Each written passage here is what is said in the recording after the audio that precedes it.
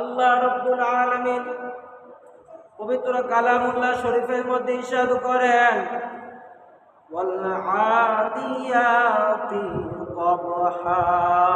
জবান খুলে বলি সুবহানাল্লাহ। আল্লাহ তাআলা বলতেছেন, ওয়াল আদিয়াতি কবহা। আল্লাহ তাআলা এই সূরার শুরুতেই একটা পশুর চাল চলন সম্পর্কে কসম খেয়েছেন। জবান খুলে বলি সুবহানাল্লাহ। একটা পশুর চাল চলন সম্পর্কে কসম খেয়েছেন।